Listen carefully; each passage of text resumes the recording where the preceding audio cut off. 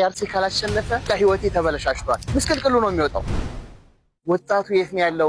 ዲኤስቲቪ ቤት ነው ያለው። ፈረንጅ ኳስ ስላንከባለለ ከሱ ጋር እየጮኸ እሱ ሲያሸንፍ ይደሰታል፣ እሱ ሲሸነፍ ያዝናል፣ ይተክዛል። ሶላት የለ፣ ጀማዓ የለ፣ የቤተሰብ ሐቅ የለ፣ የአላህ ሐቅ የለ፣ የጎረቤት ሐቅ የለ። እዚህ ልክ ሐቢቢ አንተ ሙእሚኑ አንተ ወጣቱ ጊዜህን በኳስ አይረባም፣ ወላሂ አይረባም። ተማርበት፣ ሶላተል ጀማዓ ተመላለስበት፣ ዳዕዋ አድርግበት። ኳስ ሲያንከባልል ቁጭ ብለህ ሰዓትህን ፈጅተህ ፈጅር ታሳልፋለህ፣ ሶላተል ጀማዓ ታሳልፋለህ፣ ወንድሞች ጋር ትጣላለህ፣ የወንድሞችን ቀልብ ትሰብራለህ። ያ አላህ ሐቢቢ ይቅርብህ፣ ቱብ ኢለላህ። የውመል ቂያማ የሰው ልጅ የሚቀሰቀሰው ከሚወደው ጋር ነው። ዛሬ አንተ የምትደግፈው የጫማ ቁጥሩን የምታቀለት ሚሆን የምታቀለት ክለሰውነቱ ቁመቱን የምታቀለት ክብደቱን የምታቀለት ሳምንታዊ ገቢውን የሚወዳቸው ምግቦች የሚያሳልፍባቸው ቦታዎች ይህ ሁሉ የህይወት ታሪኩን የምታውቅለት ግለሰብ ምናልባት ከበስተጀርባ ይሁዶችን እየደገፈ ፍልስጤሞችን የሚያስጨፈጭፍ ግለሰብ ሊሆን ይችላል። ማንን እንደምትወድ መምረጥ ይኖርብሃል። አንድ ቀን እንኳን የተፈጠረበትን ዓላማ የሚያቀን ግለሰብ በመውደድ ሰዓትን አታጥፋ። ባረከላሁ ፊኩም፣ እንጠቀምበት። አርሲ ተሸነፈ አልተሸነፈ ካንተ ህይወት ጋር የሚያገናኘው ነገር የለም። ያንተ